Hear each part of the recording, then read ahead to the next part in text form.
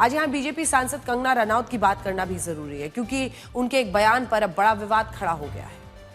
प्रधानमंत्री नरेंद्र मोदी के खिलाफ जो गालियों वाले वीडियो सामने आए हैं, उन्हें लेकर कंगना रनौत ने कहा कि आज की जेन जी पीढ़ी जनरेशन जी नहीं बल्कि जनरेशन गटर बन गई है।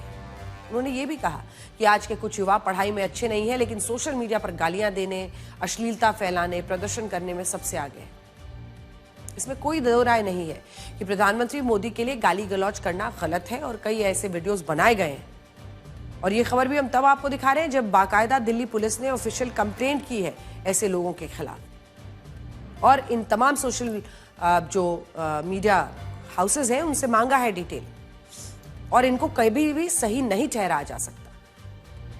लेकिन दूसरी तरफ एक बात और भी है, कुछ लोगों की गलती की सजा पूरी एक पीढ़ी को कैसे दे देंगी आप? जो लोग गालियां दे रहे थे वो सभी क्या वहां पर जो जेनजी के लोग आए हुए थे, पूरे जेनजी के लोग गालियां दे रहे थे? लाखों ऐसे युवा भी थे। आपने लड़कियों को खास तौर पर टारगेट किया और ये कहा कि वो घर संभालने लायक नहीं रहेंगी। लाखों ऐसे युवा थे वहां जो जंतर मंतर पर सिर्फ पेपर लीक के खिलाफ अपनी आवाज उठाने आए थे। उन्होंने शांति से प्रदर्शन किया वहां पर और वो अपनी बात कह रहे थे, सरकार से सवाल पूछ रहे थे, शिक्षा व्यवस्था में सुधार की मांग कर रहे थे।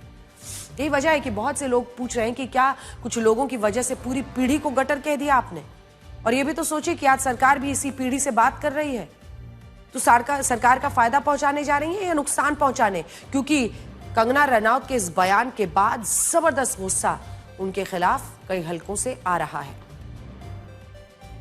भाषा की मर्यादा और संयम सिर्फ सिखाने की चीज नहीं है, अपनाने की भी चीज है। प्रधानमंत्री नरेंद्र मोदी खुद इन युवाओं के नाम संदेश जारी कर रहे हैं। सरकार पेपर लीक रोकने के लिए नए कदम उठा रही है, छात्रों की मांगों पर चर्चा हो रही है और संसद में भी इन्हीं मुद्दों पर बहस हो रही है।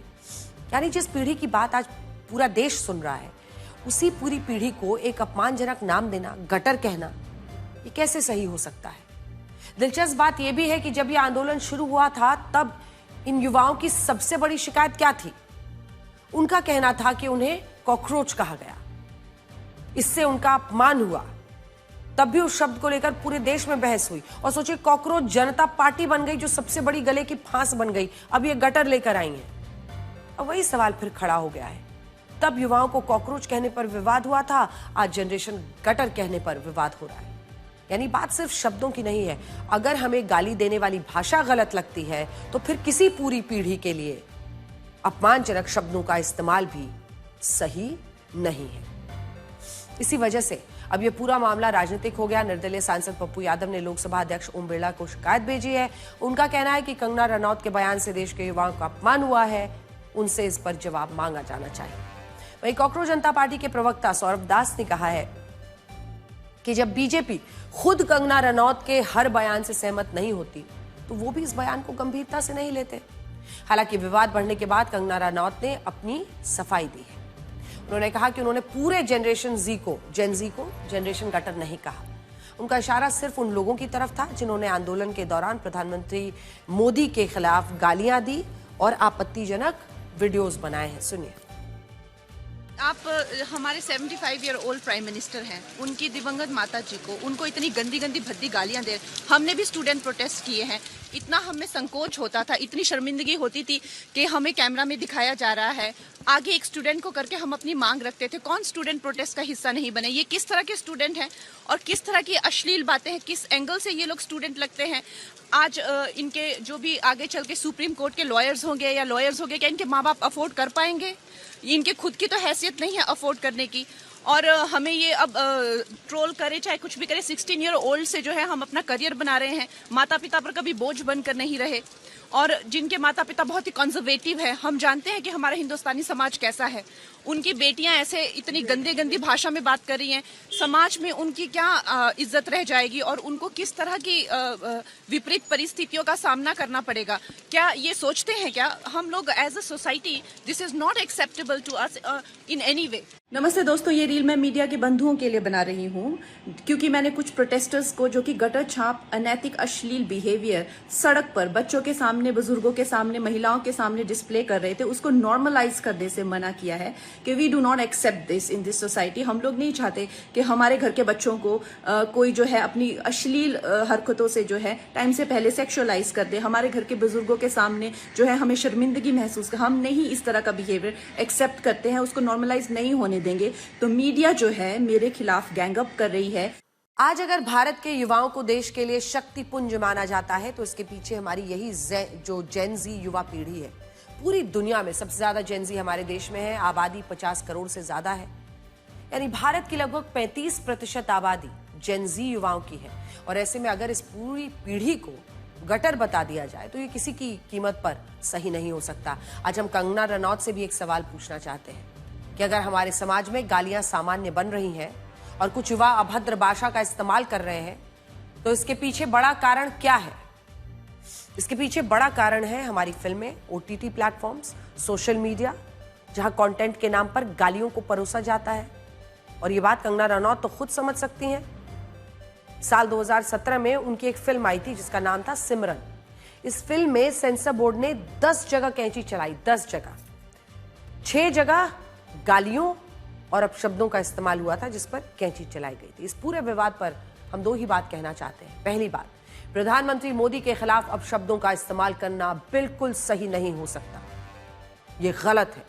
और कुछ युवाओं की वजह से भारत की पूरी जेन जी पीढ़ी को गटर कहना यह भी उतना ही गलत है और इस पर सबको सोचना चाहिए। अब जरा उस दिन को याद कीजिए जब हजारों युवा जंतर मंतर पर पहुंचे थे। वो वहां किसी नेता के समर्थन में नहीं आए थे, ना उनके हाथों में किसी पार्टी का झंडा था।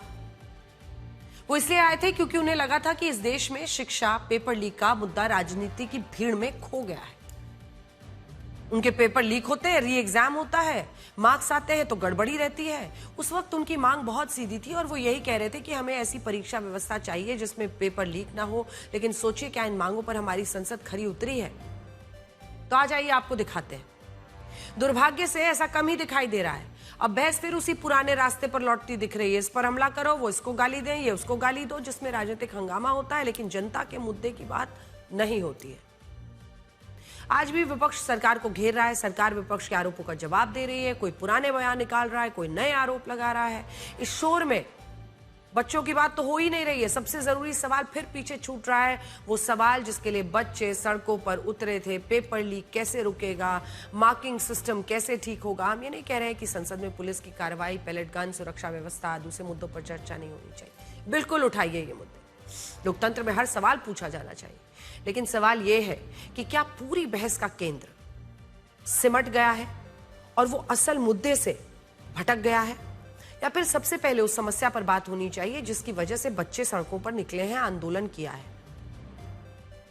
आज इस पूरी बहस में एक चीज साफ दिखाई देती है और वो है व्हाट अबाउटरी। यानी आपने ये किया, नहीं आपने वो किया, आपकी सरकार में ऐसा हुआ, नहीं आपकी सरकार में ऐसा हुआ। लेकिन इस बहस में छात्र कहीं दिखाई नहीं देते, उनका भविष्य दिखाई नहीं देता, उनकी मेहनत दिखाई नहीं देती। आज हम यही कहना चाहते हैं कि अगर राजनीति फिर से उसी पुराने आरोप प्रत्यारोप में उलझ गई, शिक्षा सुधार पीछे छूट गया, सबसे बड़ा नुकसान किसी सरकार या किसी विपक्ष का नहीं होगा। सबसे बड़ा नुकसान हमारे छात्रों का होगा, जिन्होंने ये भरोसा करके आवाज उठाई कि शायद इस बार देश उनकी बात सुनेगा। देखिए,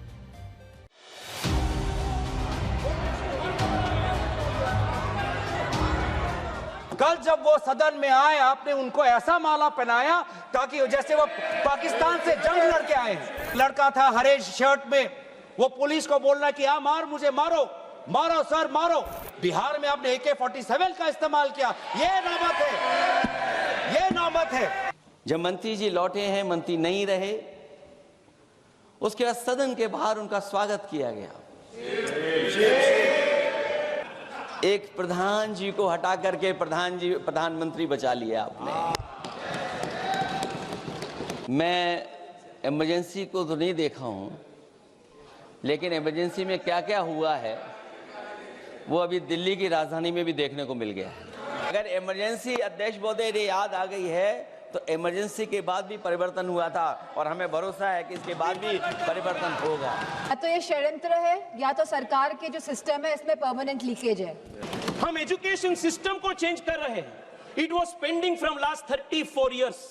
वो इसलिए अपनी उम्मीद को खो चुके हैं क्योंकि ये नाहल और नाखलक एक हुकूमत है जो सिर्फ उनको दो नौकरी दे सकती है कि या तो तुम पकौड़ा बनाओ या तुम किसी रक्षा दल और सेना का हिस्सा बन जाओ। छात्रों को सड़क से हटाया जा सकता है लेकिन उनके सवालों को नहीं।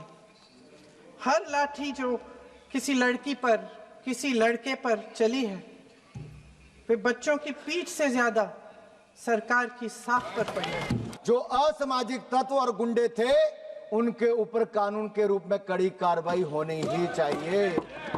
देश का युवा पेपर लीक की बात करने आया था, बेहतर सिस्टम की मांग करने आया था। वो पुलिस की गाड़ियां जलाने, पुलिस को पीटने नहीं आया था। So called home minister of this country does not have the courage to come and sit here. He does not have the courage